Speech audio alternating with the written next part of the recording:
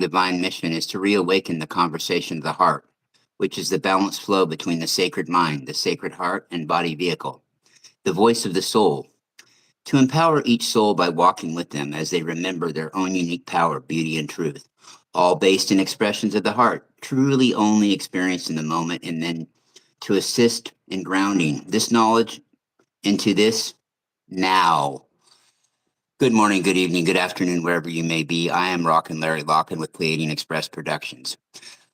We would like to welcome you to our first episode of Conscious Conversations.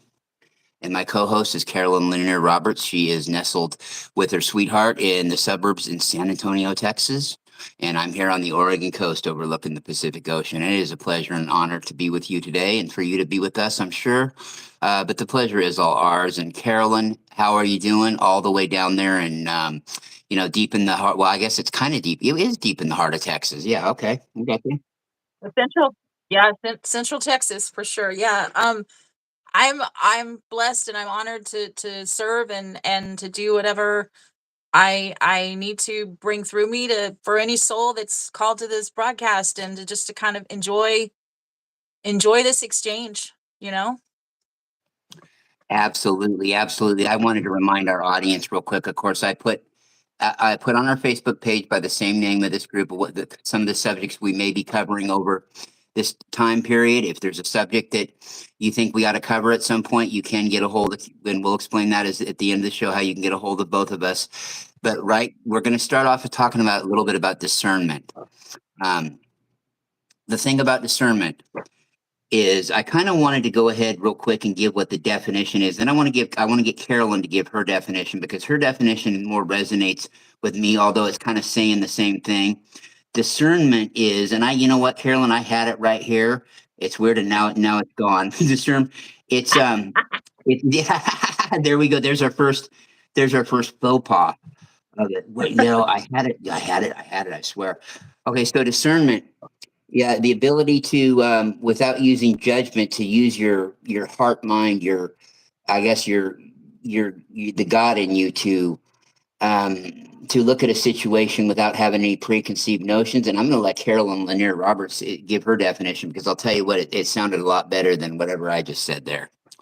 It's discernment, the way that I've been taught within myself, and I alternate saying my guides within what I'm given, what I'm hearing, and essentially I'm a pure channel, and my statement to anybody is that we all channel differently, and channeling essentially to me is hearing itself isn't really hearing, it's receiving the information, the light codes, and they're interpreted through your energy your energy field. You can say your mind as well, your pineal, but it's a full conversation in which you take that information and again you discern it honestly. So discernment is so the mind judges, and what the mind judges it filters out. It's a judgment, it's a belief system, and when you're locked into belief systems, you especially ones that are very eliminating of others, you only see a small portion of the picture. um this podcast, you're not looking at us. We're as ideally we go further along, you're gonna see me, and I'm very visual. So normally I show you something with my hands, but I'm just going to say you only see a small portion of the picture and receive a small portion of what is actually present and relevant. When you are in a space of judgment, you essentially see, you don't see a lot. You only see a portion. So when you shift into the heart, when you move into a conversation within yourself, working on your inner work and the blockages that you have um, into your pain, into your blockages, and you begin to address self with kindness um, and compassion, and you begin to open and feel that, and you shift into the heart, which is a profound shift. You begin to learn how to filter your world through the heart, which is discernment. Discernment is essentially the judging of the heart, if you can call it judgment. The heart filters in, it pulls in everything that is of love, everything that is of loving intent, pure intent, compassionate intent. It pulls in everything that is connected to that intent, and you are drawn to it. You feel it, like I'm getting something like a magnet. You can feel it directly. You can feel the person. Are they speaking about something? Regardless of what they're speaking about, is their intent loving? Is it pure? Do they have ulterior motives? You're watching a broadcast on TV. Is this broadcast intended to influence me? Is it intended to influence me in a way in which they want to, like, brainwash me to think their way? Or are they trying to give me information for me to open up to consider other alternatives with no agenda in mind other than just for me to consider? Those are two different intents. And so discernment is basically the filtering of the heart. It's a judgment, but it pulls in, it includes, it's inclusive. Judgment, which is the action of the mind, and it's the action of the mind of an individual, or of who has not done their inner work, who has avoided intentionally so to do that work. And that is locked, that is belief systems probably passed down from ancestors that block out key points of information and relevant data of their reality, which they don't see because they are filtering that out. I hope that makes sense, Larry. It makes perfect sense, actually. And while you were talking, I found the actual definition. I didn't have it first, but it's not even worth reading because what you just said is dead on. And I think that it's passed down through belief systems. And my thing with never being able to resonate with is to why do people want to filter that out? Do you suppose? Do you think somewhere it had to start somewhere as far as wanting to not see the whole picture. And then, of course, it got passed down through generations. Survival. Survival mode, you think? Yeah, that's what I'm getting. It was survival. It was necessary. It was about the continuation of, and it was definitely survival. There are others that can point to other reasons, and where you've known me long enough now, where I stand, I don't really look to the whys that can keep spinning. I just look at what can be shifted now to move forward. Because those whys and those whos will keep spinning in all directions, and the change and shifting needs to happen for now, for what we need to do now, if that makes sense. Right. It totally makes a lot of sense. I mean, we can keep spinning our heels with going round and round and round and round. And why, who, why, what started first, the egg or the chicken? Yeah. I Yep. mean, we're in this moment now. And with the earth going through this profound shift in consciousness, the planet ascending, people are awakening. There is no going back. So, yeah, discernment is something I'm hoping that it's just a lesson to know how to use that ability to discern. I think when you're in the perfect society or as we go forward, it's not going to really have to be something eventually, hopefully, that people need to always, be cautious of using. But I'd say in the meantime, now it's always like what you said about the agenda. You said it, and I was thinking that about it's the agenda of who's telling it to you, right? You know what I'm saying? Yeah. There's an analogy I'm being given in within me right now, to help others understand this better. You're walking into a bar and you're feeling energy around you, and it is your intuition that is telling you, that's giving you this information of, something's wrong with this person, or there's a heavy energy over here, or something doesn't feel right, even when you're not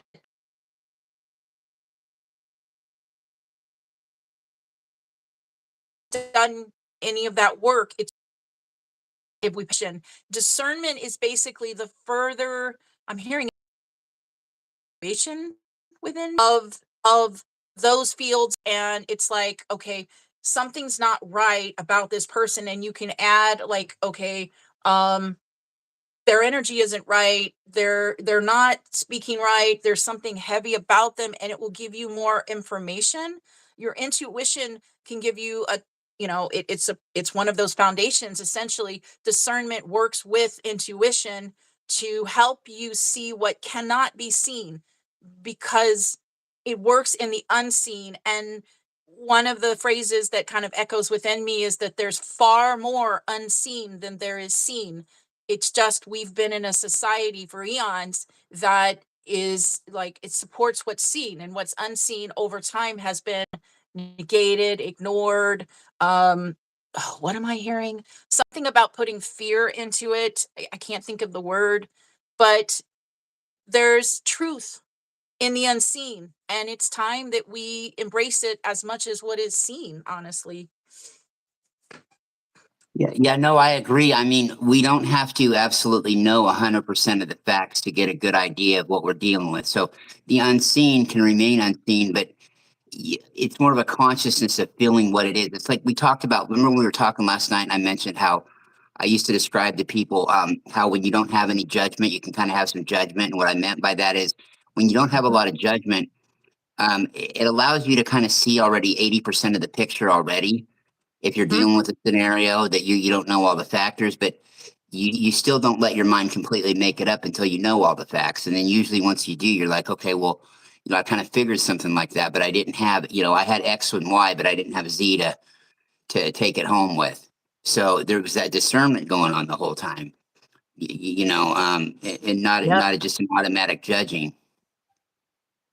Yes. I mean, it's not something that was openly supported in our society, and it's always been in the spiritual world, but it's now moving into mainstream, and frankly it's a necessary tool, necessary, not something that's secondary, not something that's it's how you navigate in this chaotic now, which I receive will only move into more chaos because it's the undoing of what has been.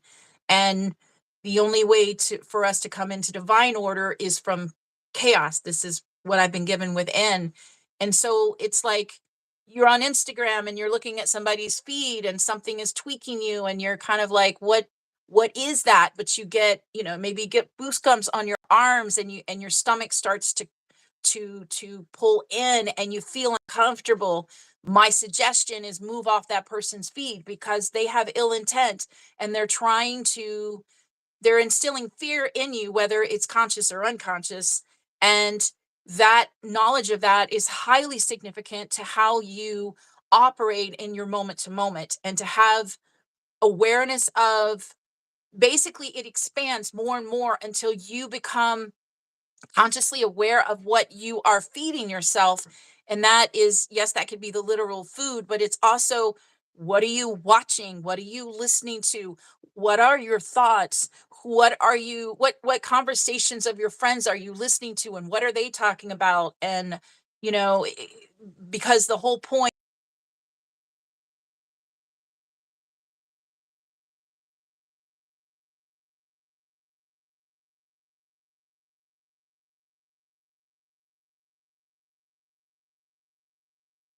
being responsible. And as you consume it consciously, it goes within you and then it goes back out. And ideally, is going to be loving intent, pure intent, kind intent.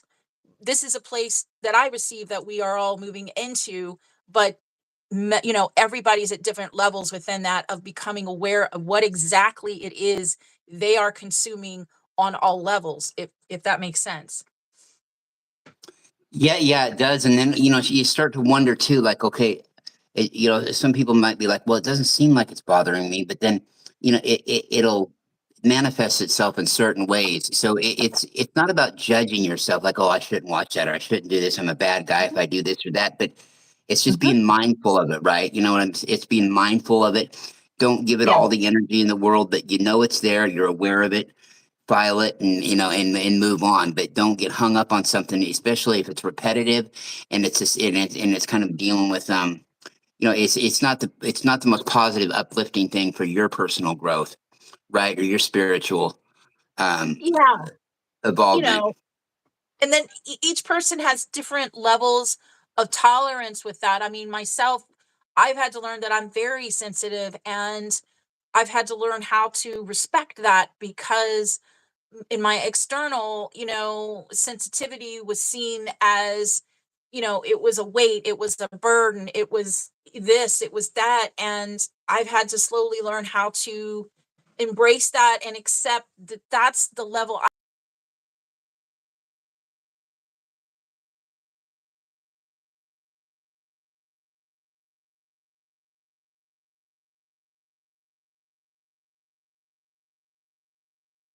I'm, because it's incredibly violent and away from it. It's the same thing with like feed. There's a thing and you watch it and it lights you up, and you can tell when something is beneficial to your energy or detrimental, because it's either going to expand your energy, which is a place of like joy and excitement and curiosity and giddiness and happiness, or it's going to contract your energy, which is a place of fear, of trepidation. It takes you into spinning thoughts, it takes you into paranoia, it shifts you into a place of like worry and doubt. And those are things, and those are elements of discernment. Once you begin to really work on and hone your discernment, you become keenly aware of, how is my body reacting to this stimulus, this TV show, this person talking to me, this event that just happened in my world. All of these are part of what has to become conscious conversations. No pun intended, although I think my guides intended that one, but within all of us, because it's how we navigate through where we are now into the next. And the next for me is a beautiful next, is an awesome next, is a holy next, but it's also one that every soul has to choose and embrace for themselves as well. Yeah, we're navigating through this time where also you mentioned people at different levels.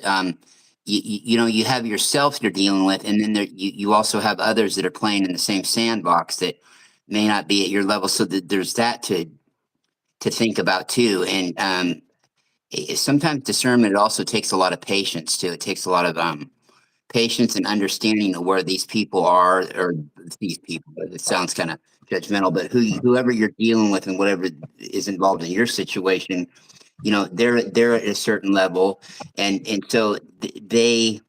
They may not have the same discernment level you do. So you've got to kind of, it's really an interesting paradigm, the navigation of it. It's kind of a weird dichotomy It of, is, and I'm hearing that. What is that phrase? Fly with the eagles when you're down with the turkeys, or something, with no judgment on, friends, but it's you have to be aware of the frequencies that you surround yourself with consciously, you know what I'm talking about, that phrase. I can't remember it. no, but it sounds good. You mentioned you fly with the eagles when you're down with the turkeys. Yeah, yeah, yeah. And that's not always that's not always that easy to do. That really takes a Not at fine. all. That takes really walking a tightrope there too. And Yes, it goes back true. to what you just said about being aware of who you're with. It's not about having any judgment and thinking you're better than somebody else, but it's you have to really start looking out for your own self. And that doesn't mean you just totally flake somebody off, but it means that you're aware of what you're doing, and you're aware to, if you're not vibing with what they do, I mean, the chances are, and you're aware of that, you're not going to want to be in that situation with that person, maybe, and it's not a judgment thing. It's just, it's for your own spiritual growth kind of a thing. Yeah, I'm remembering the conversation we had yesterday, which is definitely part of this, which is, I was never somebody that hold on, the thought, the okay. My thing was always over giving. I wasn't somebody.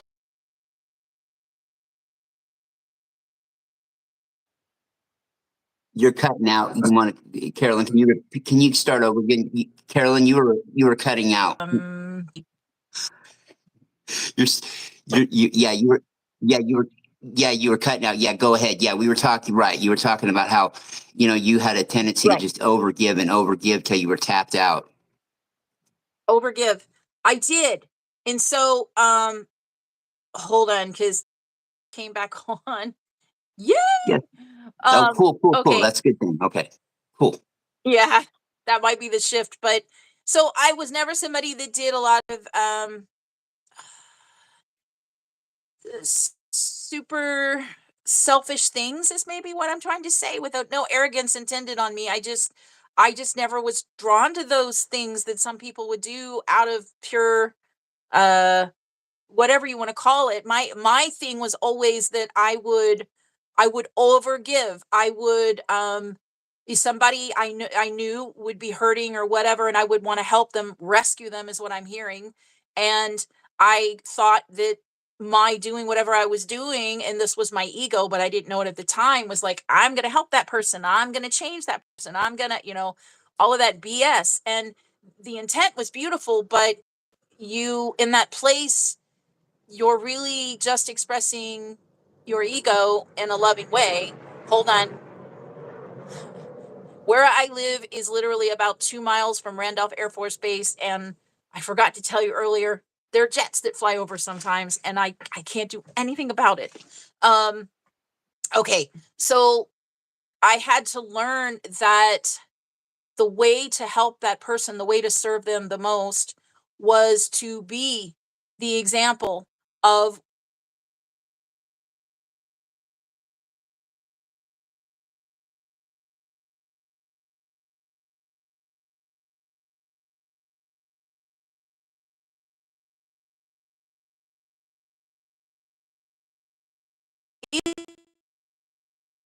if they ask, then that would depend on, it's a subjective thing. I would overgive to the point of, exhaustion, and I would justify that. Well, I'm exhausted because of blah blah blah blah blah.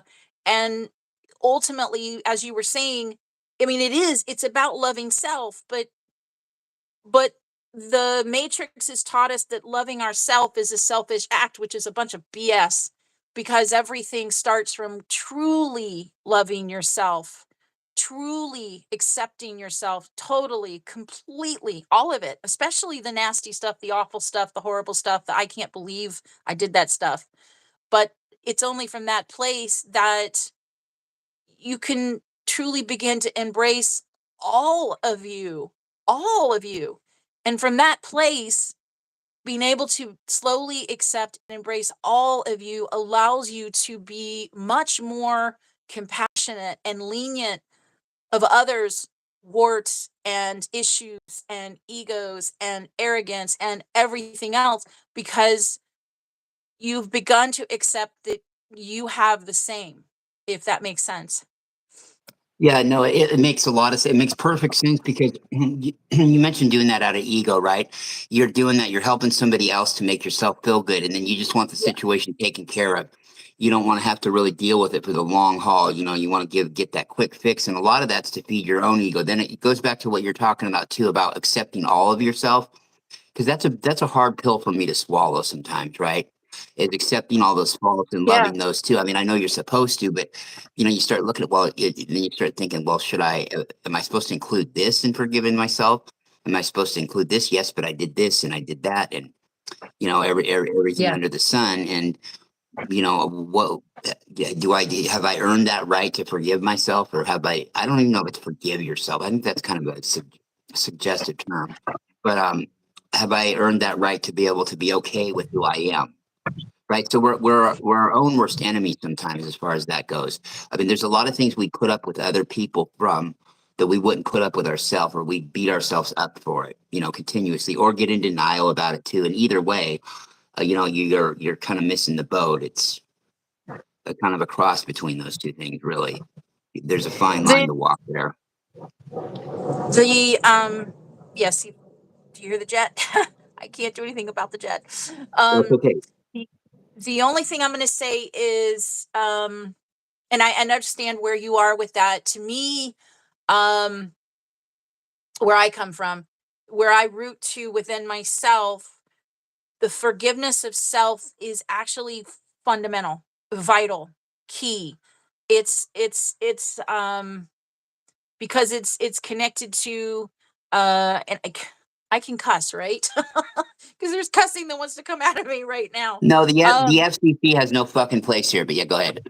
okay. The worthiness issue and all the bullshit that we've been fed for eons of time about our worthiness through various societal systems that have been biased and controlled from entities that are out of integrity and that have no intent, but ill intent. And you can take that, pick that apart. But the worthiness issue is one that, to me, is really not an issue. It never has been an issue. From the moment that we take a breath, we moment of our creation, we are worthy. It's a non-issue. And from understanding that, if this resonates with you and others listening, if you take that into your heart and you really embrace that in its totality, then the conversation of forgiveness of self becomes a given.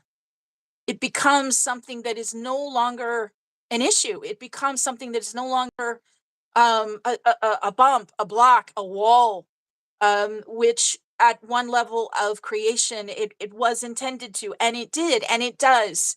It still does for many souls. And um, ultimately, once you begin to move through the worthiness issue, you begin to really open up to what you are, which is, far more than what you do on this earth, the physical stuff. You are a divine being. You are a child of God, whatever fits for you. You're an aspect of creation. And these things all come into line from that place of forgiveness. And before forgiveness or with forgiveness is self-love. And like, it all stems into the issue of the discernment, of the intuition branching out, if that makes sense. I'm seeing like this funnel almost from self going out, if that makes sense. Yeah, no, yeah, it totally makes sense. It's a work in progress. It sounds like it's something that you had kind of, well, mastered early on. Coming to that point is, for me, it would be really I'm getting there, and it's really, there's a peace of mind when you have that. When you're in that kind of a state of mind to where it's not about forgiving yourself. You just consciously are aware of how great you are and that you're bigger than what your 3D life what you may do day in and day out, and what supposed mistakes you may have made in your life, right? It's not it's all about learning and moving it forward. And but understanding, using something, taking something to benefit yourself out of that. So you learned a big lesson, right? And so at that point, you know what to do better. I guess, to go back to an old cliche, better, you know what to do different next time, right? But if you consciously dwell Well, on, I need to do something better next time, then you could still get hung up on that.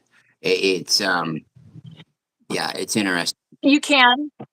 There's an element I feel compelled to add, because it came up just now, which Mhm. is that it's highly significant to feel what you feel, to express the emotions, in a safe way, in a comfortable way, maybe place is what I would rather say, um, so that the intensity of whatever's fueling those emotions is addressed.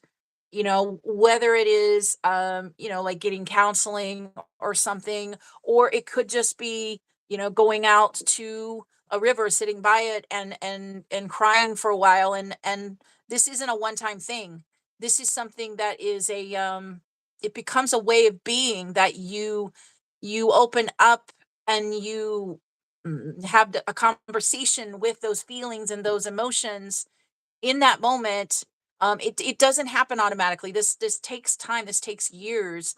I used to suppress myself. I'm still learning how to allow that energy through, because emotions, they are energy in motion, and feelings are, they're about into your environment, whether it's the physical environment within or without. And it's basically honoring self, and learning how to balance that, which again, it's a work in progress. You work someplace and it's got this energy, and you got to work there because of this and this. And you come home and you need to be um taking care of self, because maybe you're balancing out that energy that you had to address at work. And it's a slow process, but it's vital. It's very important, because that's about that's about bringing self-conscious, bringing these things that are normally ignored and were before, like in the 3D where, you come home, you get a beer because you're basically numbing that, which sometimes maybe you need to without me condoning that, but it's like Hmm. until you shift habits into healthier ways of addressing that sting, that pain, which, would be maybe listening to frequencies or doing some deep breaths or walking outside. You've got animals, go walk your dog, shifting that slowly. Yeah, I totally agree. It's like we almost get stuck in this world, this 3D world of, I mean, in the past, they'd have a lousy day at work, right? And it was going to be the same old thing the next day, but then they come home and I don't know, they self-medicate or they do whatever, even if it's just with watching, putting themselves in front of a television and letting themselves just zone in on whatever's on the primetime news or primetime network lineup that night, whatever shows you're going to watch. And so Mhm. you're caught in this game where you're doing this thing over and over again every day. It's You a go to loop. work. Yeah, it's like life caught on loop, right? And it never really, unless you really address it or even you got to, first of all, you got to be consciously aware of it and think about it to begin with.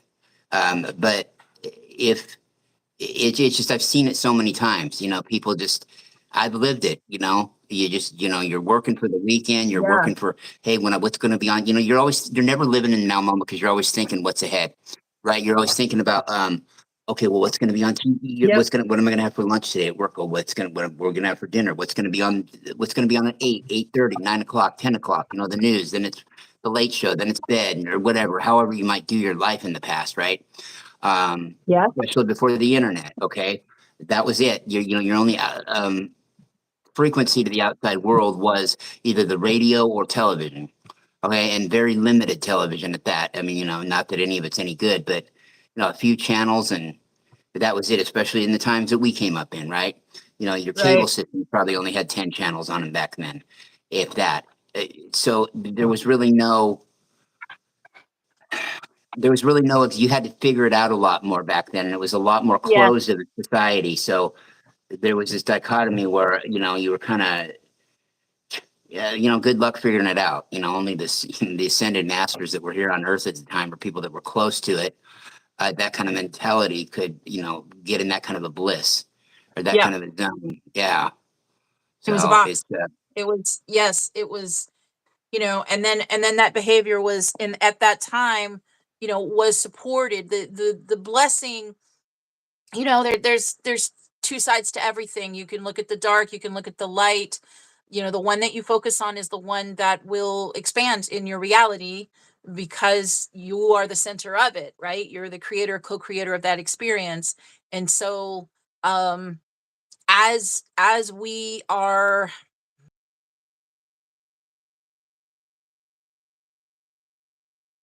what these others listen to, those have come into consciousness now, what, 20 years ago, I think, maybe further back. But it's like, or the now with, we're in the spring equinox, we are still in those eclipse energies. And slowly it's like, I flashed within myself just now, just this millisecond, that was of, if I was listening to this broadcast years ago, then I would have been like, oh wow, the eclipse. What does that mean? How is that affecting me? Wow, what does that mean? Spring equinox. Wow, what does that mean? What are we mhm, talking about? And it's kind of like, just researching for yourself, which is the blessing of now, is that, yeah, you really can research now, what is that? And then you can feel within yourself as you're reading that information, or you see a word and your body reacts in some way. Whoa, why is my body doing that? It's basically, it's very mhm, much within me, it's considered a very private conversation with you and God, you and the universe, as you're doing this research, because your body's communicating with you as you're looking at this stuff, just like your what do you call this thing, the page holder you've got with this beautiful book with the blue rose. I mean, you know I have my awareness of how this connects with me now, but years ago I would have looked at it and I would have been, wow, that rose is beautiful. Why does that call me? What is it about a blue rose? And within me, Mm-hmm. even now, I say blue rose, and there's like some kind of echoing energy, right? And so it's picking up, and it's following through, and the follow through really truly has to be, you need to document it, ground it, like write it down. The way I see grounding is you write it down, you can sing it, you can dance it, you have to do it, you have to bring the energy through your body to bring it present in this moment, because in that moment, if you don't choose that for yourself, it's gone in the next, because it's a private conversation. And so the easiest one is to write it down. So you write it down, maybe a word, maybe a phrase, maybe you draw something that brings you back into the where that spark happened within you of, whoa, what was that? And you begin to kind of connect dots. And then you begin from over time, these dots begin to form an internal picture, is what I'm hearing within me. It can also be a full conversation within you. And this is I'm hearing the purview of every soul. This exploration, this movement basically into consciousness, um, which is to me what it's all about. No more in that box, no more in that automatic behavior that is acceptable because those external to you do it. And so why the heck not when you're kind of like dying inside? No more of that bullshit, no more of that doing that to self, because we all deserve to not live in boxes. None of us deserve to live in boxes unless we consciously choose this. And that's the point, is the choice to live in a box. And that's a conscious choice. But to me, we're all divine beings, and we have the sovereign right as divine beings, children of God, to consciously choose and to create our reality. And it's a conversation with you and the divine, and what always is in play is divine timing. That's something that we have no effect on, but we can hold the vision within ourselves, and our alignment with that vision, I'm hearing potency within me of that vision is profound. And it begins to, I even want to say, infect divinely, beautifully so, other aspects of our life, where we dare to hold on to that, to the beauty that we are in that element, and to I'm even hearing within me, enforce it into other spaces in our reality, until it becomes a place within us where we we have this inner strength, because we begin to see small bits of it reflected back to us from our external, as we walk in that pure faith, is what I'm hearing within me. um yeah, if that makes sense. Yeah, yeah, no, it makes a lot of sense. It's almost like you were talking about just doing it through consciousness, right?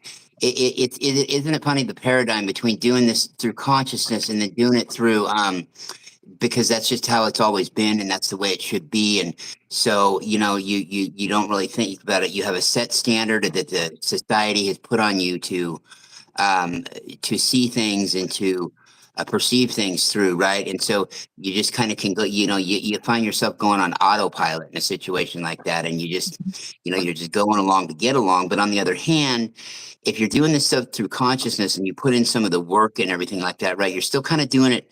I wouldn't say unconsciously, but it becomes more natural of a flow for you just to do without giving it a lot of thought and dwelling on it, right?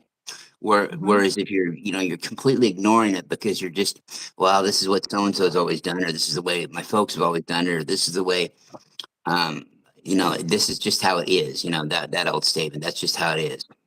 Because it's always been that way. It's always going to be that way, and because it always was, it always will be.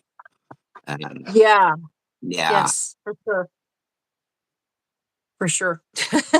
yeah, yeah, exactly. And I think that, um yeah, go ahead.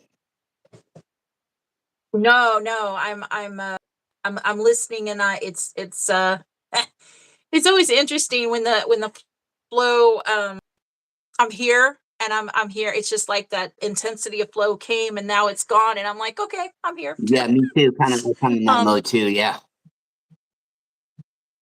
um, yeah. And, the beautiful thing I just felt just now really clearly is, no matter how many listeners we have right now, this podcast is happening now, is created, and will exist forever, you know?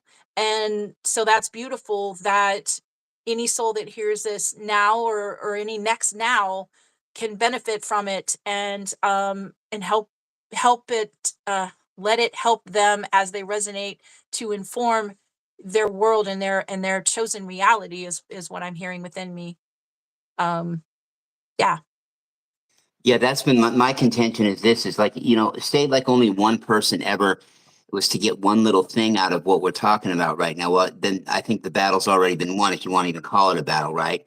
Yep. Um, Yep. you're raising that one person's not raising their conscience, but it may be something they really resonate with.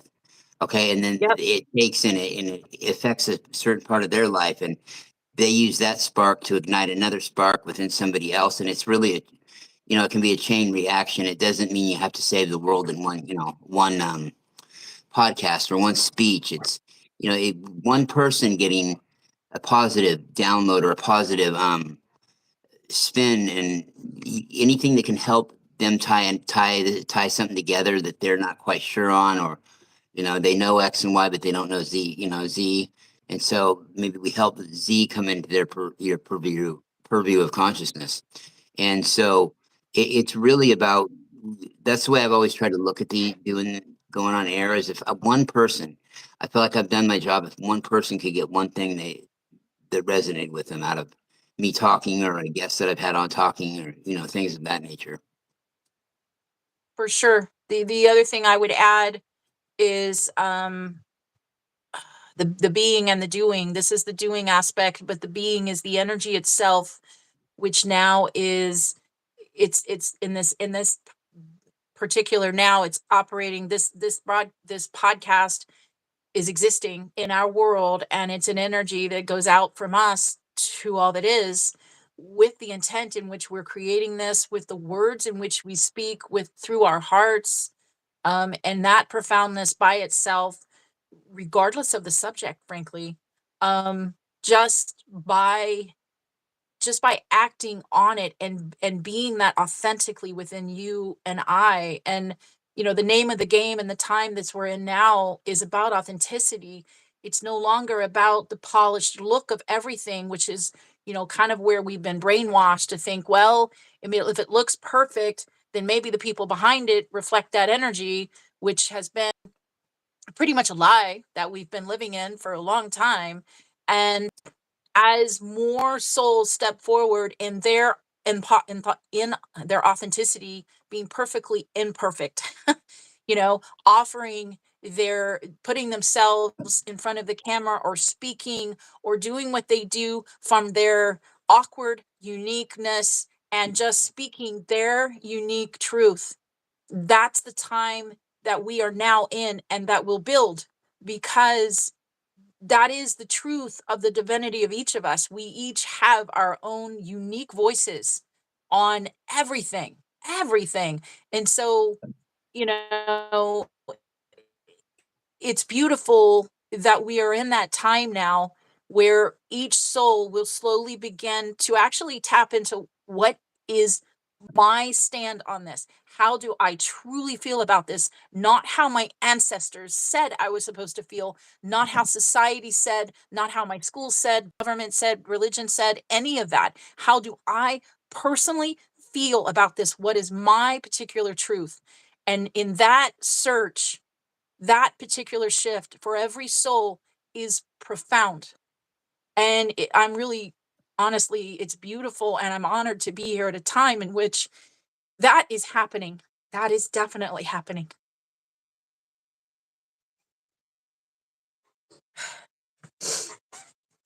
Yeah, I think it's pretty undeniable. I was having trouble getting the microphone back on. Wow, that was weird.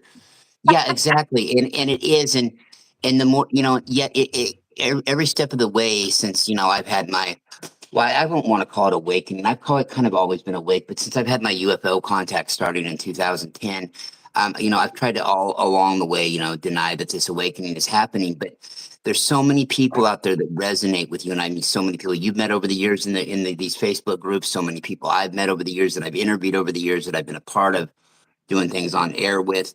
There's so many commonalities, right? And it's not just, oh, we both like the same football team or the same color. It's stories of our upbringing, or how we were perceived by our family, how we might have been felt inside growing up as compared to others around us, right? We always felt like, a lot of us felt like we were kind of different. And it's like more and more people are, it's slowly becoming more the mainstream than it is the abnormal, right? And yet, I want to go back to something you said earlier about, if we were listening to a podcast like this 10 years, not 10, but 20 years ago, right? Or even longer ago, even me with an open mind, I would have been like, that sounds all good and shit, but yeah, okay, I would have been like almost there with the crowd thinking it was mumbo jumbo, but not really. I mean, because I was always kind of open minded to it, but I was like, I would be thinking, "God, do these people get it? Are they reading from a script? I mean, you know, um, yeah, Did they fall off of a but there tree? were Yeah, I people know. talking about this stuff clear back into the 70s. I've heard broadcast, right? And I've got a whole bunch of them from the 80s. A couple I shared with you, and one I played last night on air. There were good people that were pioneers Yeah. that were doing this. So I can only understand how they must have felt. But at the time, when it's all you know, it's all you know. And you can always hope for a better tomorrow. But I think we're at that point now where we're seeing that it doesn't have to be just hope for this better Yeah. tomorrow, right? Because there is the flashes of it going, big flashes of it going on now. Yes. Yes, it's coming to a place of undeniability, and ideally that is a place of like I said yesterday, that's a place where the soul learns through joy or excitement or curiosity, rather than learning through fear and trepidation and doubt, which are places, that's the difference between I guess being awake and being asleep, right? Um, one is conscious, one is unconscious. When you're unconscious, you're learning through fear, which is the suffering. And when you're conscious, it doesn't mean that you don't suffer, but it means that you have a reign on that amount that you choose to allow on yourself, to yourself, if that makes sense. And that No, you can it pivot does. that. Yeah, it does. And it seems to me too that right, we're also in a time where, right, we're going through that, but we're seeing that we're not alone in that, right? It also helps to know that Fully, we're not alone, that we're seeing these other fully. people that are going through it too. And it's more and more and more all the time. I was thinking, Carolyn, I mean, I know that, you've been in with the very first group I created. You've been in almost just like a year after I began it years ago. Now, when you think back to like 10, 11 years ago and how many people there were in these groups and stuff, it is tenfold what it was then. I mean, there's Yes, so yes, it many is. people. Yeah. It's and then this is the funny I can't speak for others. I just know me. I don't I'm in a lot of spiritual groups because to me there are infinite ways to come at spirituality, which within me is I'm hearing to come at love, right? To interpret that, to interpret connection and creation and divinity and all of those aspects. And there are so many out there, and they're all so different. They're all so different. And It's such a versatile community. it's Yeah. so versatile, and it's like and it's not like because when you said 10 years ago, so I put myself in 10 years ago because I reminded myself we're in 2025, which I almost want to pinch myself. But it's like I think I went back 15 years ago within myself, where and even I could go back to what am I getting within me, like what I one of my first books that I read was Lightworker or something. One of she's no longer oh, Doreen Virtue. That's it. Yep, And yep, yep. He was good. Yep. yep, yep. And I book and it was all very under the table, woo woo, kind of edge of crazy, and do you really believe that shit? And that kind of thing, where it was ostracized more. It was very much more fringe, and obviously those before us, it was even more fringe for them. But ultimately, to me, it was about, and this is, I see reality from many different levels, and you know that about me. And so one level is that there was suppression, intentional suppression is what I'm hearing within me. But who did that is insignificant. It's like it was there, it existed. Now it's at a place where um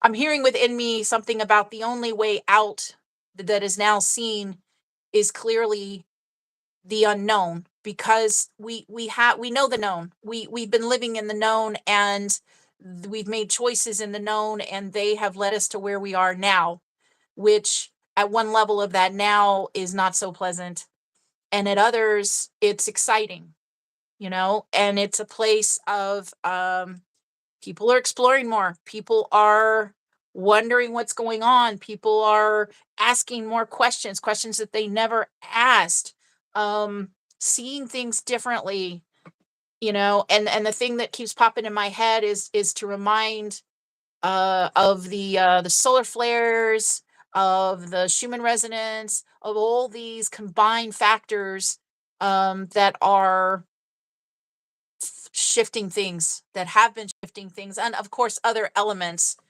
other beings, as well as what I'm hearing, um, that are like pushing so hard now, even for those of us that are aware. uh these days are intense, and the direction of that intensity, whether it's a beautiful intensity or a fearful intensity, is all at the discretion of the observer, experiencer, and the tools that they have access within themselves, and the tool that they are, their physical body, is what I'm hearing, and it's antenna ability, something like that. Yeah, um our antennas are turning into kind of satellites, right? It's like we're realizing it's a combination of all these factors. It's not just the human residence, although that's a huge yeah. part of it. It's not just the solar flares. It's not just the things that are hitting our Earth, the CMEs and the stuff that are hitting the planet. It's a combination of all those things, right? It's not Mhm. just this or that. It's a combination of all these factors, and we're more aware of that now, instead of being just hung up on this one theory, or hey, you got your theory, I got mine, and it's a Yeah. combination of all these things, and um, as we blend together, yeah, it really truly is interesting that it's about full consciousness, right? It's about being more aware, like you're aware that all this other stuff exists, even though you may have known it, but it's one thing to know it, and it's one thing to be aware of it. I think anyway, it's like knowing the Yeah. feeling and then getting Yep. full of the feeling. I'm hearing within me the full palette, and I'm seeing two things. I'm seeing a full palette, which is like a painter's palette with all your colors, and then the other thing I'm getting is like a table full of so much different food, and it's all that food from all those countries, and all that, all those vegetables, and all those, everything's on that table, and it's what works, what serves you, which one is it, and they're all being employed divinely now, all of these tools, because this is happening, and it's not going to be held back. This is the time that we're in, and it's the place where um I'm hearing you could do it the hard way or the easy way. um Yeah. it's opening and just kind of allowing yourself, because my full thing is about loving self, and um supporting individuals into that flow, which isn't always soft and fluffy. Sometimes it's a direct flow with self, where you have to be bluntly honest with yourself, but you still have to balance it with kindness and compassion for self, because it's always about balance. It's always this balance, back and forth back and forth, to discipline yourself, to learn what you need to learn, to do what you need to do. And it's not just about, like I'm hearing within me, it's not about survival in the world, because, and I respect that. I respect that. I do respect that. But the thing to understand is that as long as you are fixated in a space of survival, survival is not an energy that where you will find joy. It's not an energy where you will find excitement. That's not found in the energy of survival. You have to move out of survival mode into a place of acceptance and faith. And it doesn't mean that you don't need to do what you need to do, but you have to become, you have to make conscious decisions of those choices. And it's a difficult time. That's why it's about this balance. And you have to go bit by bit by bit. Um, It's but stages, definitely stages, and you can't just count on. it, I think we've been in survival mode as a species. Let's face it, for it, eons and then some, right? yeah, And it's too then, yeah, long. It's too, and the thing I'm getting within me to say strongly is, and this is the way I've always gotten it, is trust in self and faith in God are the same flow. And you can't just have faith in God but not trust yourself, because you're the physical being here on earth, and you are the vessel in which that energy of the divine comes through. And you can't just have trust in self and not faith in God, because you aren't everything. You no, exist in this space, and then there's others that exist too. And at some point, like I said earlier in the broadcast, we have no effect on divine timing. um Something I have to say is that control to me is an illusion. It's a lie. The only one that controls anything is the divine. But we can focus ourselves, we can discipline ourselves, but the timing, we can't affect timing. So that's the place where faith comes in, and that's the place where trust in you comes in, and you are aware of the flow of that conversation, which, again, like you were saying a minute ago, it takes time. I kind of feel like I've given too much information and I might be overwhelming. And so, um, but it's just these elements that kind of pop out and are highly relevant, because, for the individuals that have been traumatized, trust in self is extremely difficult. And it's where the healing of self begins, whether it is with a professional or whether it is a place of seeking a refuge, is what I'm hearing right now. Um, you know, it, there's layers. I'm presenting what I'm presenting, and there's others that can say what I'm saying, but they will bring them forward differently because of the audience that is receiving it for them, if that makes sense. yeah, and it's just their own, and it's also their own way of articulating the same kind of thing, right? But it's Right. like you said, you can't have just one without the other. You have to have that faith and love and self, and you also have to have it in the divine too, because one without the other to me is just as bad as neither, because you're basically, it may be even more counterproductive, because you're just spinning your heels, right? If you're thinking there's going to be this big event coming. I know that there was a lot of talk when, not to go back, oh, we're the old people kind of a gimmick, but like 15 years ago, 10 years ago, you get this, oh, the big event's going to happen, it's going to be on this date, then it's going to be on that date, and then it's going to be, Yeah, and I even remember. then I knew it was bullshit. I mean, divine doesn't act on a time scale, an Earth time schedule. You know what I mean? It doesn't know time. So it's like, okay, on this date, it's going to happen. Well, if it's going to happen on this date, is it going to go time zone by time zone by time zone? So, I mean, Carolyn's in the central time zone. I'm out here in the Pacific. So is it all going to happen for her is the world going to end for her 2 hours before it does me? I got 2 extra hours and she doesn't. In Hawaii, they got 2 extra. And up in Alaska, they got one more than me.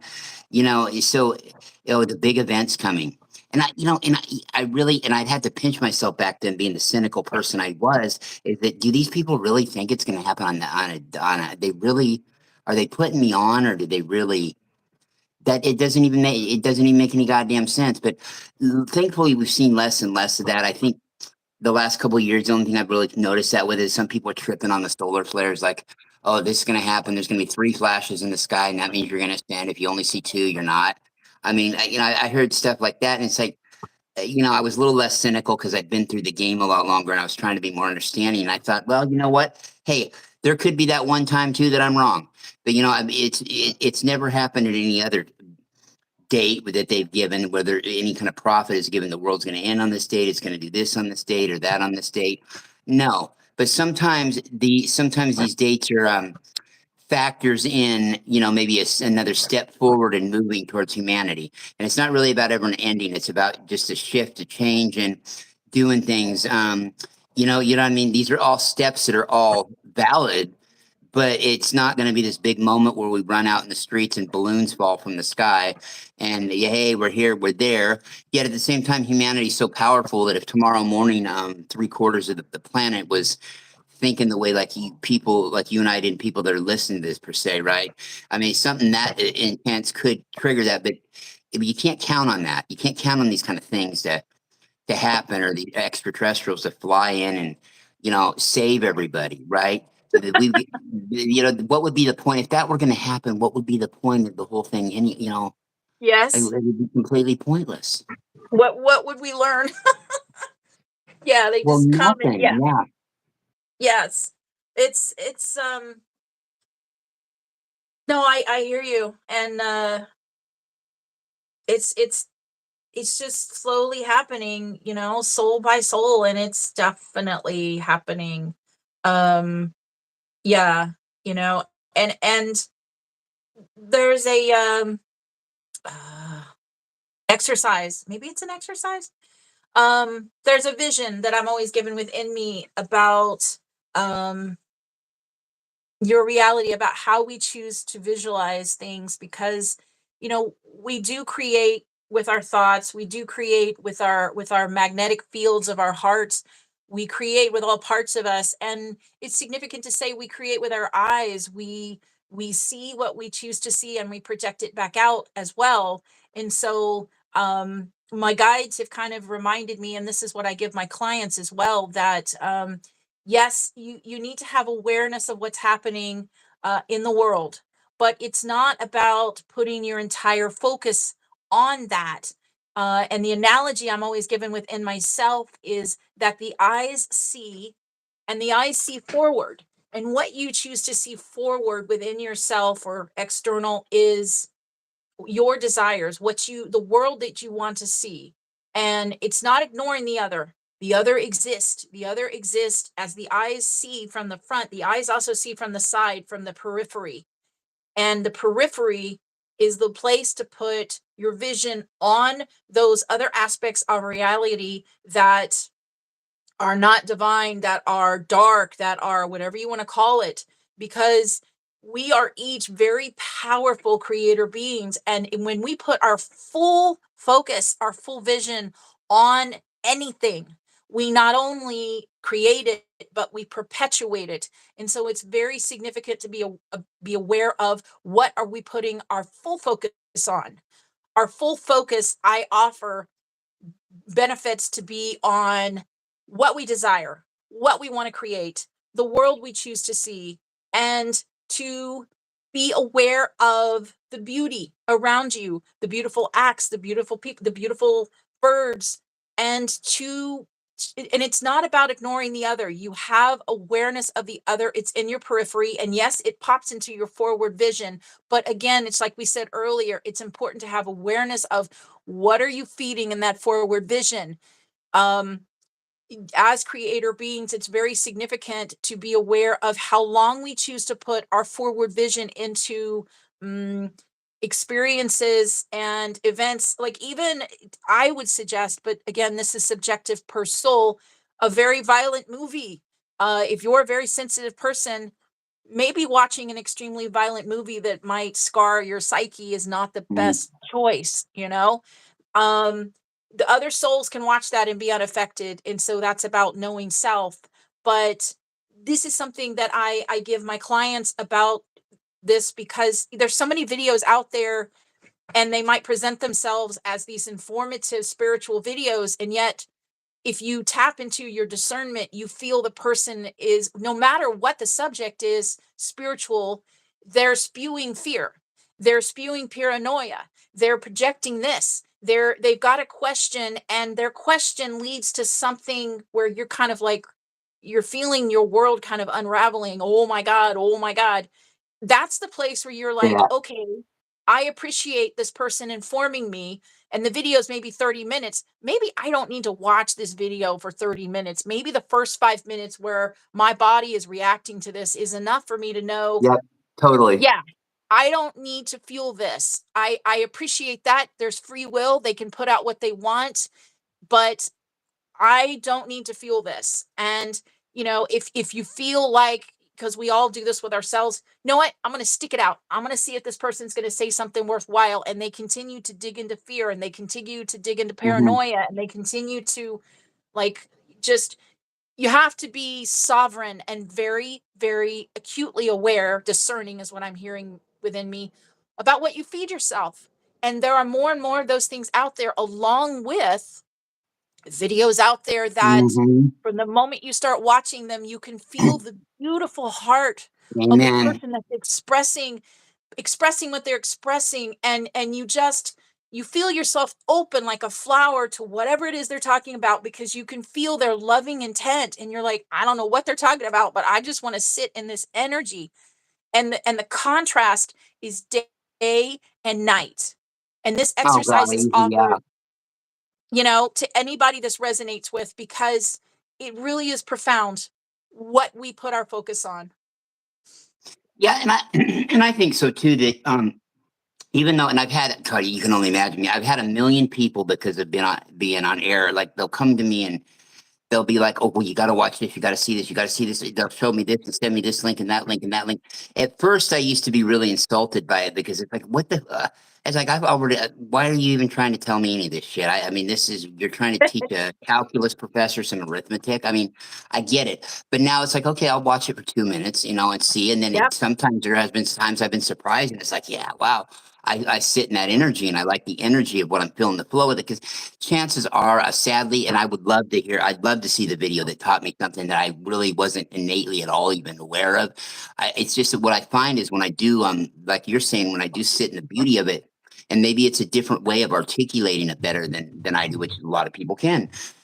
But you know what I mean? So when I hear something Yeah. like that, it resonates and it's great. But you'll tell, you got to check this out. You got to check this out. And it's like, goddamn well, I've been at this longer than you have. And you think that I, that I just fell off the turnip truck myself, and I've never heard of this guy or that guy, or, chances are I probably talked to the person before, and that you're talking about. I mean, so they're just another person like you. They could croak tomorrow morning like you could, and but yet, okay, I'll hear, hey man, if you got, hey, I'd love the person that could show me something that I would be completely blown up by, or blown away by, yet. So, but what that does is, when you're not conscious that you're doing that, it makes it tough for people to, sometimes I will run across stuff that I think is helpful for somebody else to watch a few minutes of, but I know damn good and well that how could they know that I'm not just being like everybody else that's just trying to, hey, you got to watch this guy, you got to listen to this dude, you got to listen to this lady. Have you ever heard of her? Have you ever heard of this person? Whereas, Yeah. two people like you and I are chatting in private, and we bring up a name, one of our colleagues out in the field, or, it's people that we've listened to, right? And we resonate with, it's a different conversation than having somebody say, well, have you ever, yeah, yeah, you got to Yeah. listen to her. Boy, they're just really right on. They know everything. They have all the answers to every world's problem that ever existed. And boy, boy, they really what? I mean, really, man. I mean, a little bit of cynicalness in me that I still need to work on, but my God, please. Yeah. I hear you. I hear you. You know, very much. The key point for me is about, you know, I used to, years ago, somebody would send me something, and out of respect for them, I would feel compelled to watch it, and to watch the whole thing, Mhm. no matter how much that, like, essentially tormented my nervous system, and I have had to learn over the years that, and I'm very deliberate about this now. My time is sovereign. All we really have is this moment, and um, yeah, I will. I will look at the title of the video. I will feel the energy. I will open it, even though I might already be getting the energy of the video. Um, you know, I don't have to be compelled to watch No, anything. you don't, or fall for their bullshit. Like, oh, they'll say sometimes have you ever heard this one? Well, religious doctrine has pulled this where it's like, okay, well, you're just afraid of the truth, then you're afraid of the truth. Okay, yeah, sure. But I've heard that one before. Oh, you still want the truth? I know the truth is hard to hear. What truth? Some paranoia being spread. I mean, I already really see, but they don't understand those, Carolyn. We already know that this shit's going on, so it's not like we're Yep. going to hear anything new. I mean, what's the worst thing you're going to tell me? I get it. I get it. It's all a big evil conspiracy plan and the Matrix, and and all this stuff. And it's the universe is a holographic universe. And here's the kicker. I want to go into that real quick. Just this is how powerful our brains are. Yes, the funny thing is the universe is a holographic universe from our brains projected, but guess what? At the same time, though, it actually still exists in a physicalness too. So it's both projected and it exists. And Mm-hmm. I think that's hard for people to wrap their mind around, like the fact that there was really no beginning to time ever. It just always was. It's one of the Yeah. things that's hard to get. Yes, you're projecting it out from your mind that it's there, but it's also there too as well physically, even if your mind didn't do that. Both. Yes, yes. There's something you were talking about just now that it's I'm going to suggest this because this has just been my exploration, and frankly, maybe this will be different within me in a couple years. Maybe not, I don't know, but from what I've learned of myself, we have our own individual truths. We all have those, and then and then there is like this cosmic truth, divine truth, and truths change. The more that we work on ourselves, the more that we are conscious in that conversation, the more that we drop some truths, some things that we were like, and I guess you could call the belief systems, but some of them are truths for us, our own personal truths. Yeah, And we drop them because we're like peeling an onion that we are, and we're getting deeper into the core. fluid. And Yeah, then there are yeah, like divine truths, the truth that we all live on one planet, the truth that we right. all drink the same water.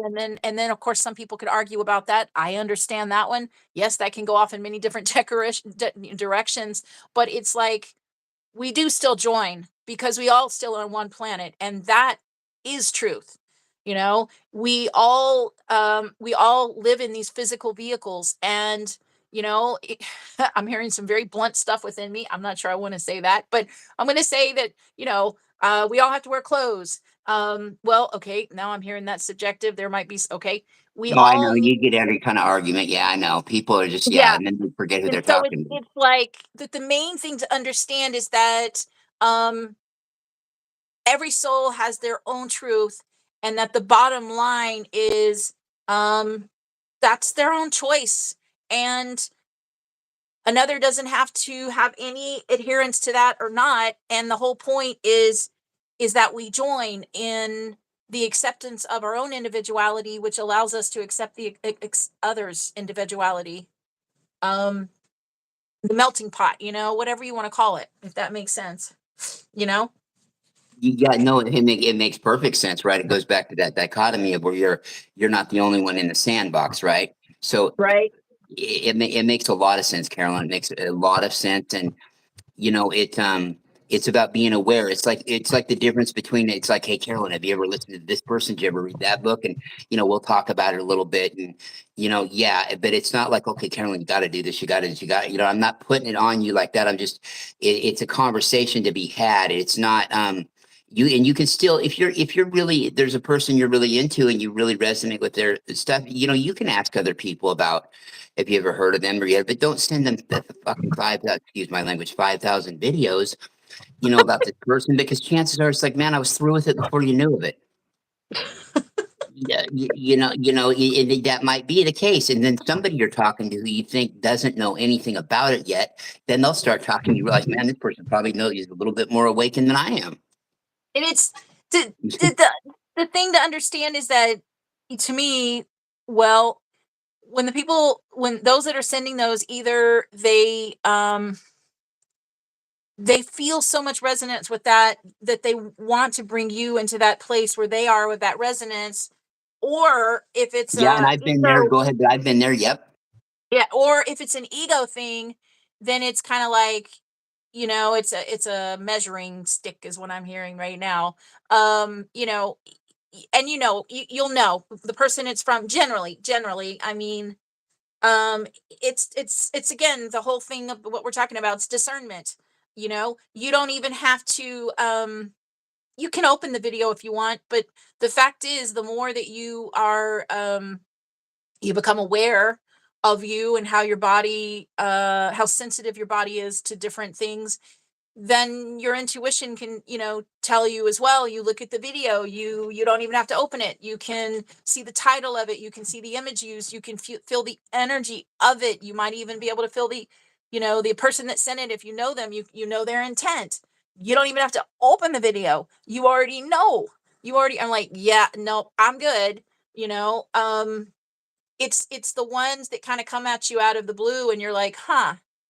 And Yeah. you Yep. listen to it, and you're like, you know the blessing in it. Well, I mean, to me, there's always, everything's always teaching us. And so to me, the blessing in it is you start listening to the video, and it triggers something within you, and it maybe begins to shift you into a heavier place.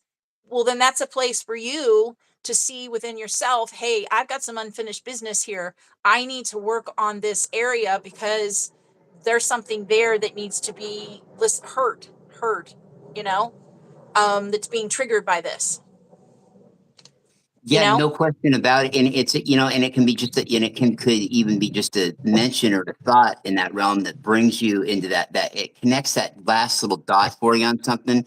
And it's like Mhm. you already kind of, then you hear it, you knew it anyway, but it articulates it. You're like, ah, okay, yes.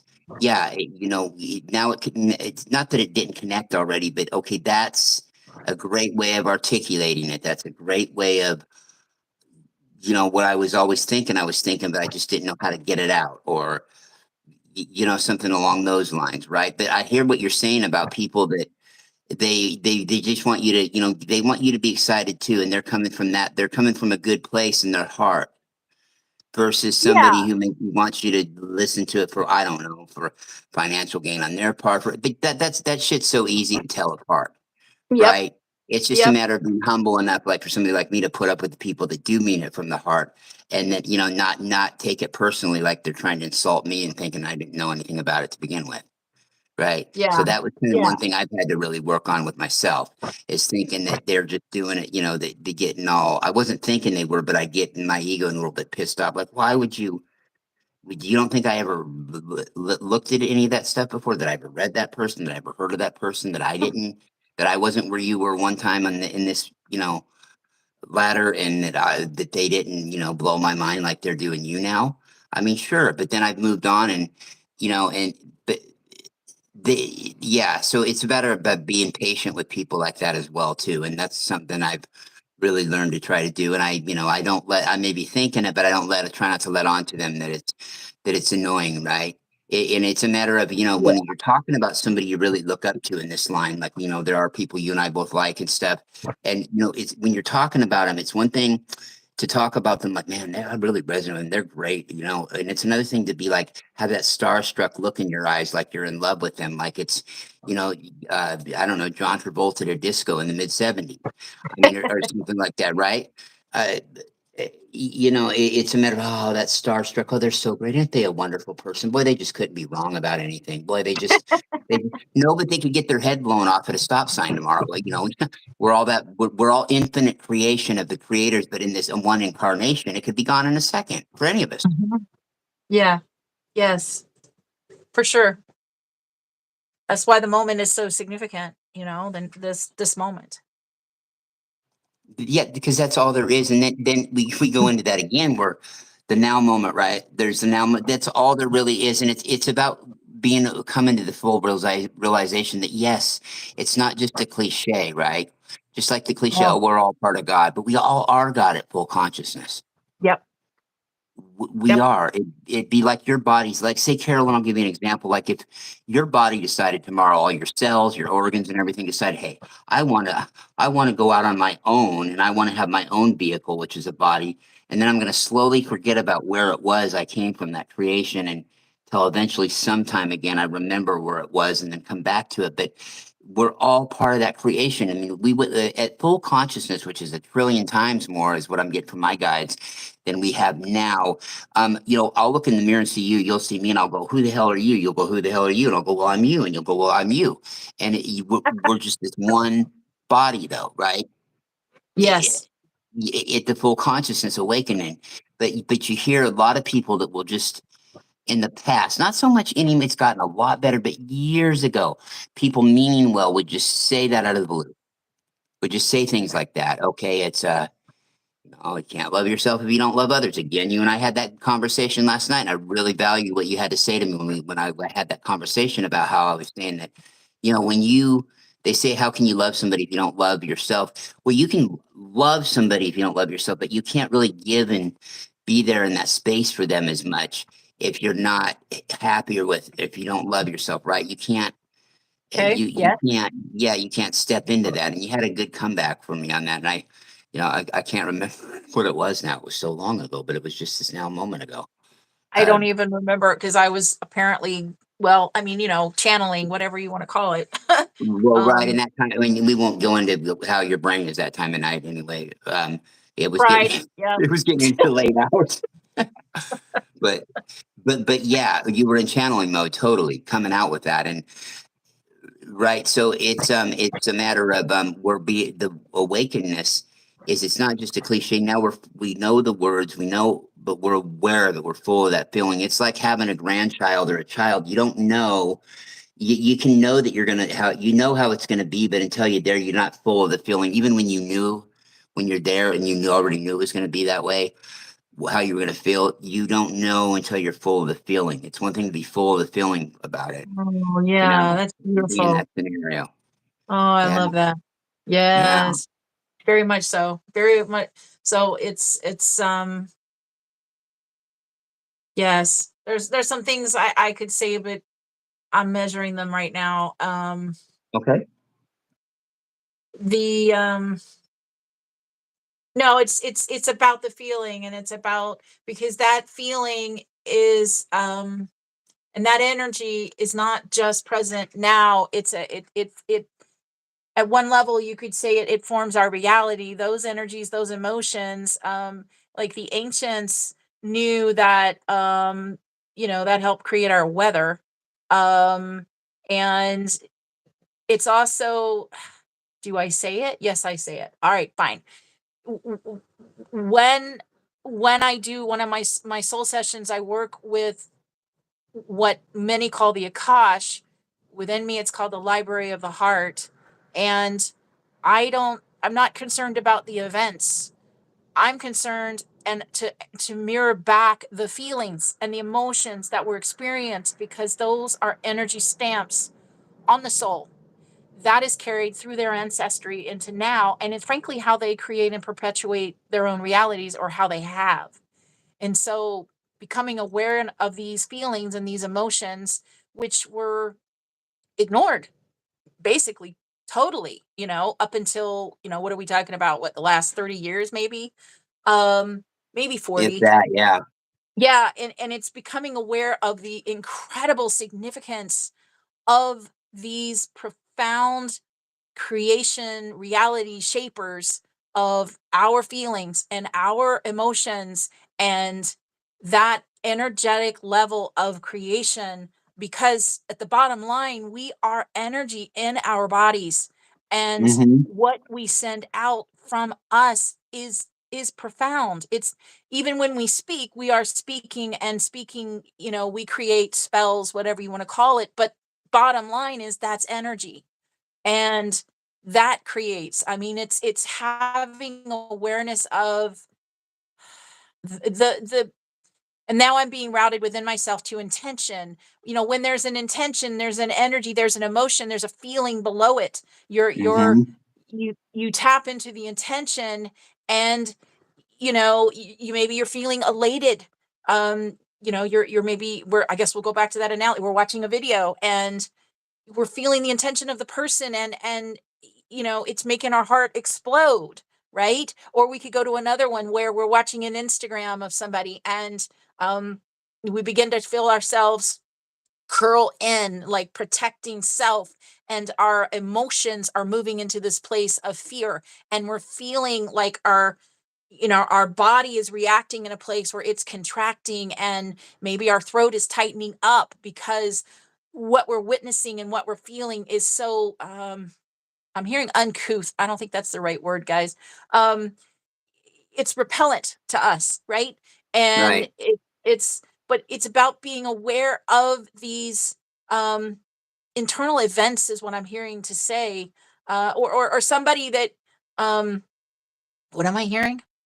You're having a conversation with a coworker, and it's a coworker that is completely unaware, and they're choosing to not do that work. Although my thoughts within myself are everybody is having to do some internal work now, and it's just going to be done one way or the other. And that coworker doesn't want to do that work, and so they are spouting out really unkind things, and they're Hmm. gossiping about this person, and they're gossiping about this person, and you either are a person that's going to defend and attack them, or you're going to retract, or you're just going to be in this neutral space where they're sitting there spouting out their BS, and you're just kind of like, not my monkey, not my circus. you know but it's important to be aware of the feelings that come from it. You're like, oh, here she comes again. She's got to be miserable. She gossips so much. Is she ever happy about anything? Does she ever want to talk about anything other than these other people? And so this is all about, what are the emotions and what are the feelings being elicited from this experience, right? um and it's vital. That is vital, to be aware of those things consciously and learn how to handle them in a healthy way. But first, you have to listen to them in the first place, you Yeah, know? that's the thing. You really do. That's kind of that dichotomy of getting over that. You're going to have to put it out there and listen to them. If you're in that situation, like a coworker, you have to listen no matter what the outcome of it is. Um, that rem- have you ever been in a scenario like that though, Carolyn, where be a couple other people around, maybe, and they're that kind of a person? I don't want to say that kind, but they're asking you for some advice or whatever, and everybody kind of gives their advice. And then have you ever had them act like they couldn't even hear you talk, like it was like they were maybe it's like they're not vibing high enough to hear what you were saying. It may come off like they were like not listening to you. It's like they don't hear you talking to them. So, okay, so my question would be, they're directly asking you for advice, or asking me for advice, Well, and they say it's you and a couple other people there. Like, yeah, just you and a couple others though. But wouldn't be just you by yourself. It'd be you and a couple other people, and maybe they're listening to the other people. But then you have to say what you have to say, and they don't. It's like they don't hear you, and they're right there. So I would probably say, did you hear what I said? And the other thing I would do would be to understand that their choice to not, first I'd find out if they're not hearing me was something that happened by accident, or if it was something that you could tell by their reaction to that immediately, right? You could probably even feel it Hmm. by their look at you, right? And once you discern, oh, maybe they did it intentionally. Oh, that's where you're like, wow, that's not my business. Wow, I don't Yep. have anything. That's not my concern. Wow, they've got some work to do. I must represent something, or I must be doing something that they just don't want to deal with. And that's their business. I am not concerned with that, because I'm just me. And if they can't deal with it, well, that's their problem. That's their business. I send them love. I send whatever. I'm me. And if they ever want to hear my opinion, then I'm here, and they can come approach me. That's my Hmm. thought. Oh, That's mine my too. thought. Mine too, totally. Yeah, yeah. You just articulated better than I would, but yeah, mine too. I'm here if they need to talk, but there must be something. I mean, it can't be this that I'm this biggest heel in the world, because I'm not that significant enough to be the biggest heel in the world. So what is it that I'm doing that what is it that it must be something of a vibration or something that they don't like, or that they don't, it's not that they don't like it. They don't, they just, it's something that bothers them. Maybe makes them have to face something that they're afraid to, or Yep. that they don't want to deal with. Right. Yeah, So, what I represent. What do I yeah, represent to them? Wow, what is it I'm triggering within them that they just really don't want to deal with? I mean, and that's fine. Maybe they don't want to deal with it. That's not my business, I'm here right, if they want to right. talk to me. That reflects back pretty quickly. Yeah, you do. You're right. What you just said is dead on, because you know right away, right? You Yep. find out if you're not sure, you ask, well, did you hear what I said? Or, hey, what's going on? Yep. And Yep. then you'll know right away if it was just that they were spacing out, and they didn't happen to hear you, or if they were just purposely, you can tell by their reaction. But You there, know, yeah. and it probably won't be anything verbal. It'll just be Mhm. nonverbal, and that will be enough. You know.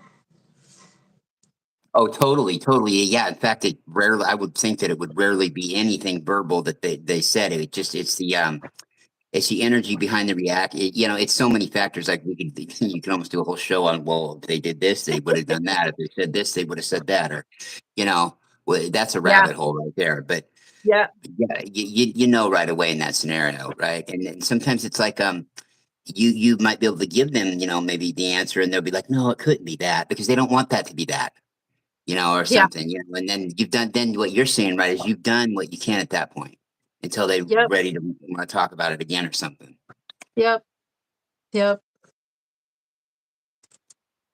Oh, For yep, sure. yep, for sure, for sure. But yeah, for sure. Yeah, for sure, for sure. Just like a valley girl, for sure, for sure. Yeah, yeah, yeah. They were showing our age there. Uh, yeah, boy. Yeah. Definitely. Wow. Well, partner, we went. It's been over an hour and a half. Woohoo! Um, yeah. Hey, we made it first. Yeah, we don't. If I don't fumble and stumble through the whole way through, is there anything like else? I'm trying to think of this. I think we've we took in discernment out and we've beaten it up pretty good today. I don't know if it's got anything left in the tank Um, to hit home with it, but you might have one more last little round you'd like to give it. I mean, the only thing I'm being reminded of is how vital it is. It isn't a secondary thing. It needs to not be a second thought. It needs to be the first thought, the first step, just like it's connected to the first step of intent. What is their intent? And from the intent then flows discernment. And it needs to be for what I receive, and I'm only an expert on me. I'm not even expert on me. I'm learning how to master me. I can only speak from my direct experience, just like you and I said, last night, for Brilliant. anybody I'm that glad asks. you're going there. Yeah, I'm glad you're going there. Go ahead. Yep. Yep, yep, it's just me. I'm just me. I walk in my experience. I walk my talk. Everything I offer, I live, I am. And yeah, people take what they want and just frankly discern what works for them. Um and so it's a place where um the first step within me is intent. With all things in my world, with all things, what is their intent? What is the intent? Flat out, what is it? Yeah. Then from that Yep. step, or maybe interchange with that step, is you to discern, okay, this is their intent. Then you discern deeper into that. Basically, discernment gives you the man behind the curtain, like a Wizard of Oz. It gives you what's his the wizard, right? Um, as much as is capable. And yes, there can be things left out. However, hold on one second. I gotta take a sip of water. Within me, logic is valid, and it is a valid system. However, it's a box, and you will only get certain information in that box, and that box doesn't extend into other spaces. But the logic will serve you in certain spaces, and then you have to step outside of that box, and then that's the place where you so sorry about that. And that's the place where you tap into your discernment, and that comes from beginning that conversation within self, beginning the inner work, which was talked about earlier in this broadcast. But it's vital. Like it's vital. Every single soul now must have and hone their discernment, not judgment. We've lived in eons of time in judgment, which is why we've made choices that were not honoring of the heart, because we weren't even frankly communicating with it, because it wasn't given validity. Now we are giving it validity more and more, which is the divine feminine, and the mind is the divine masculine, and they walk in balance. But the divine feminine, the heart, is sees so much more. Mm-hmm. And it's now is the time when that voice is given its due. I'm hearing due diligence very clearly within me. And that is from the place of discernment.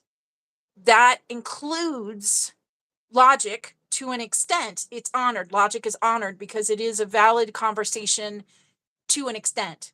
Then you step beyond logic into all other that is unseen, and you bring in the full conversation. And from the balance of the logic and the whatever that is, I want to say illogic, but that's not right. From the divine, from the sacred mind to the sacred heart, Mm-hmm. um, you begin to fill in the full picture. Could there be things left out in that?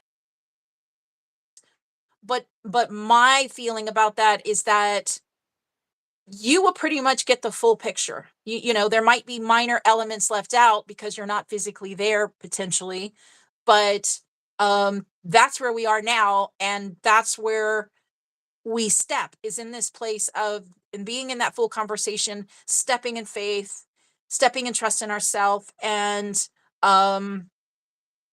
yeah, and surrendering and accepting what the flow is, because the flow that comes to you is undeniable. When it happens in your physical reality, it's undeniable. It comes from your interaction with it, if that makes sense. And so, you're not separate from that.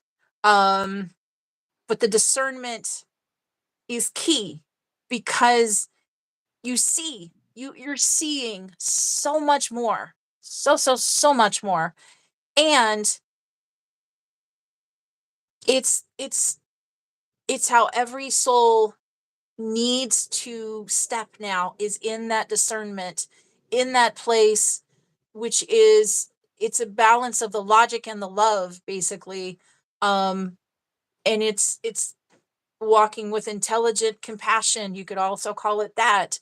And it's vital.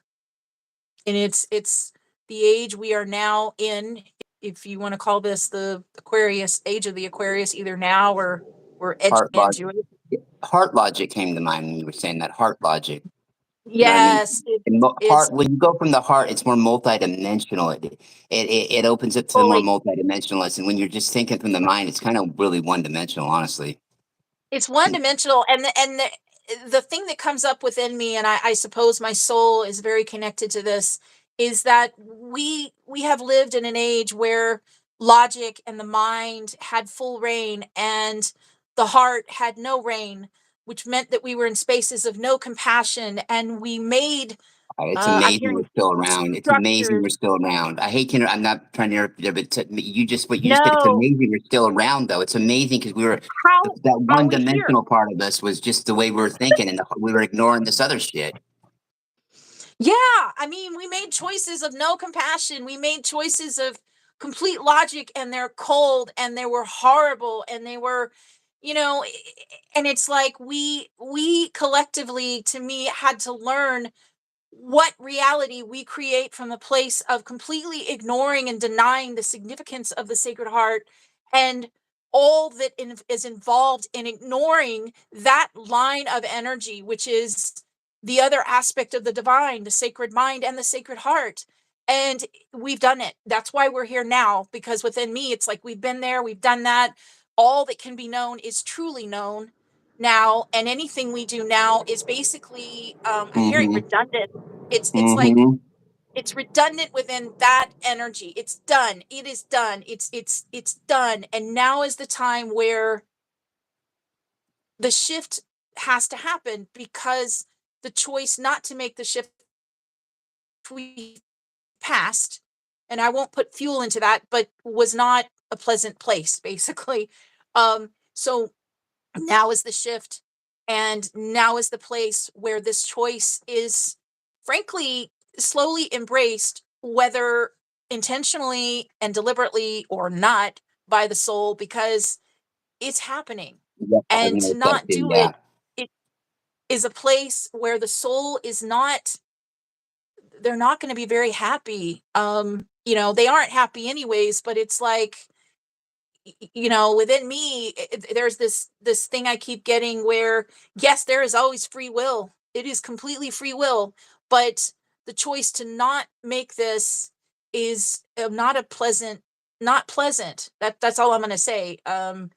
It's subjective per each experience, but um the action of compassion for self and kindness for self is what leads this path now. And it's beautiful to think of and to see the flowering of each soul as they ground into that as their focus for themselves first, and how they can shift their world from that grounding, honestly, you know Well, I think discernment's really important. One last key point I'd like to make on it too is that it's important because yes, we live, and you touched on the free will thing. We live in a free will universe, but that also means that you have to use that discernment because everybody else has that free will too. So if it's somebody else's free will to try to mess with you or infringe on yours, or whether intentionally or not, lead you astray with what they're thinking or what their agenda is, right? They have that free will to attempt that on you. So the They do. discernment has to be there. So, because we live in a free will universe, we also have to still really use discernment even more, actually. Um, Very much yeah. so. But I mean, it's like where you feel out their intent. You can already fill out their intent, excuse me, depending on how sensitive you are before they even open their mouth, you know?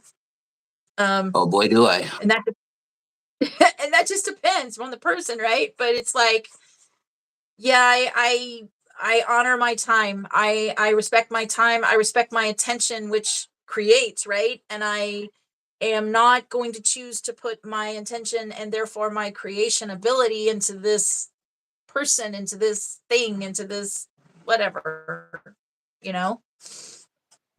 The thing that wouldn't leave. Yeah, right, right. Yeah. The thing that wouldn't leave. Yeah, and I kind of feel like that maybe that was the last part that needed to be said, because that's the one that is echoes within me very deeply. Um yeah, I'm good. I mean, I'm can't think of anything else. And I feel like this was pretty exhaustive and thorough, and I pray that it serves, frankly.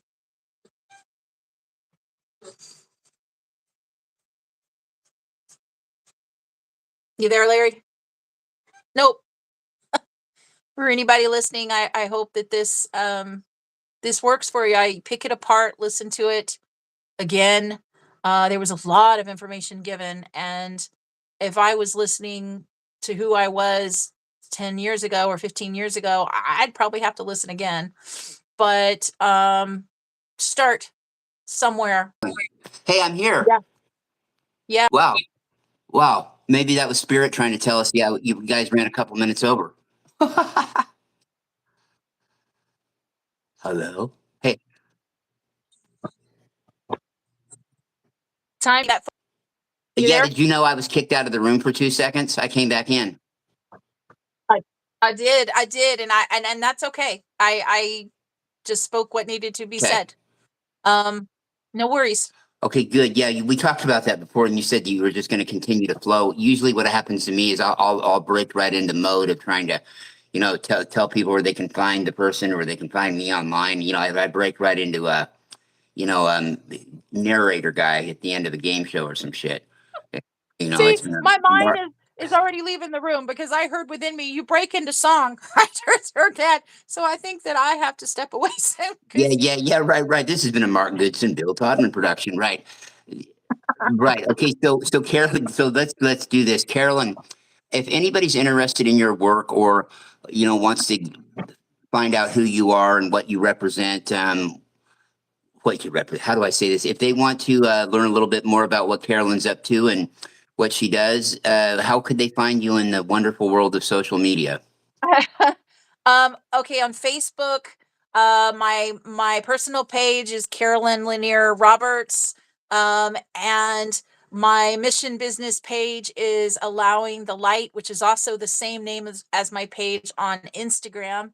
Um, and as I mentioned a minute ago, I offer soul sessions, and you can pursue those on my mission business page. And DM me, because I definitely want to align with whatever your soul is asking for. As much as the balance can happen with our two energies. My mind is already fried. No, um, yeah. and yeah, and so yeah, yeah, I can be found there. Just DM me. I am very open to questions. And because they ultimately inform you. If you're asking the question, then it's because you've got this burning within you, which is beautiful. Um, yeah, I believe that's it. I think that's it. Thank Well, you. yeah. I'm going to make it real simple because Carolyn, I know how you're such a high vibration. Your energy, once it gets time to, you kind of start chilling out. So I'm not going to tell them about how they can find me at all these million different places. I'll just say go with. You really want to know everything I'm involved with? You can go to one page on Facebook. It's called Rocken Larry Locken social media outlets, or it's also called the Larry Locken Network. It shows you where I'm at, and believe me, I'm on all the itches, all the grams, all the chats, all that stuff. I'm on. Okay, except for SunCloud, I'm on everything you could imagine. The way you'd find me at any of those is the Larry Locken channel. It's either spaced out or it's one word. That's it. Any of them, if I'm on there, it'll be in one of those. The Larry Locken channel, no number. Like of course, here on YouTube, I've got all five of them, and the reason I have five is they gave me five channels when I signed up to do this like 14 years ago or 13 years ago. Okay. And I only used two of them until about a year ago. So that's how you can find me. Of course, I'm on Facebook as well, too. You can privately message me on Facebook. You can message me in some of the groups, pages I'm involved in, Palladian Express Productions, the Palladian and Angelic Rainbow Orbs page. So that's really about it. You can find me there. Not hard to find. Carolyn's not hard to find. We're around thanks to the wonderful, wonderful world of social media. Um, it has been a good thing, y'all. It's helped us connect. We would have never all known each other without it. And yeah, Carolyn, great show. And we'll be back, people, next Thursday morning at 9:00 p.m., 9:00 p.m., 9:00 a.m. Pacific Standard Time. And of course, if you're Yeah. in Carolyn's neck of the woods, that's 11 a.m. Central Standard Time, and on and on and on. You can adjust over in the UK. That would be 5:00 in the evening, I do believe. Okay, so somewhere in this never beginning or ending now moment of all that was. And with that being said, for my co-host Carolyn Lanier Roberts, I am your host with the most from coast to coast, Rockin' Larry Locken. And with that being said, we'll give everybody a big cosmic dating game kiss, and we're out. Mwah. Da da da Wow. da da da. All right.